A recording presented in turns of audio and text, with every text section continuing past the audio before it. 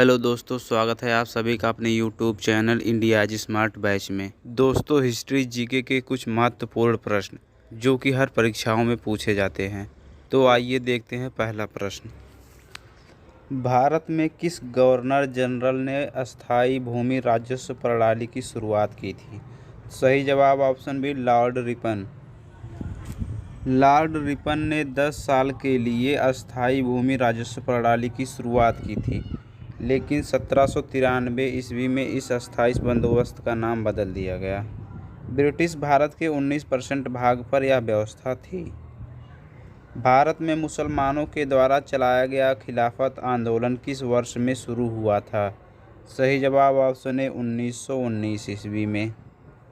भारत के मुसलमानों द्वारा खिलाफत आंदोलन की शुरुआत 1919 ईस्वी में हुई थी और यह आंदोलन जनवरी 1921 ईस्वी तक चला था।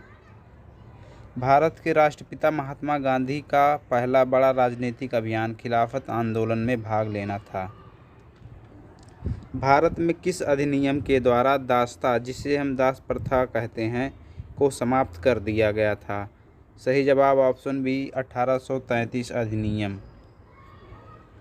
अधिनियम 1833 के तहत भारत में दास्ता को समाप्त कर दिया गया था।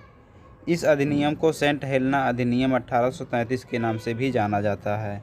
इस अधिनियम के द्वारा भारतीय प्रशासन का केंद्रीयकरण कर दिया गया था। अखिल भारतीय किसान सभा की स्थापना किस वर्ष की गई थी? सही जवाब ऑप्शन सी, 1936। किसान नेताओं ने 11 अप्रैल 1936 को लखनऊ में अखिल भारतीय किसान सभा की स्थापना की थी।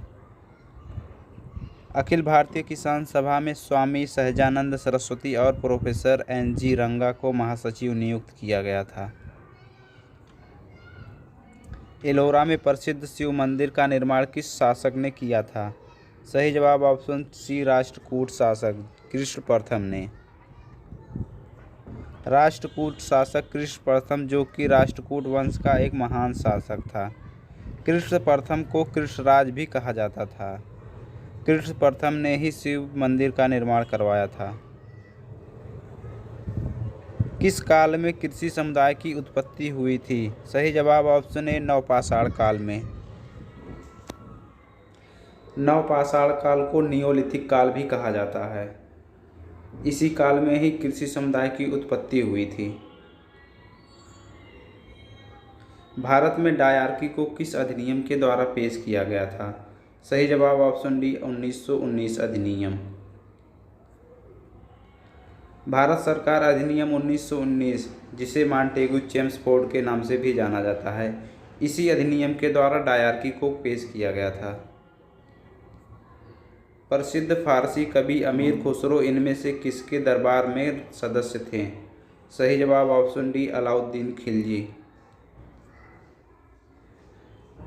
अमीर खुसरो का पूरा नाम अबुल हसन यामीनुद्दीन अमीर खुसरो है।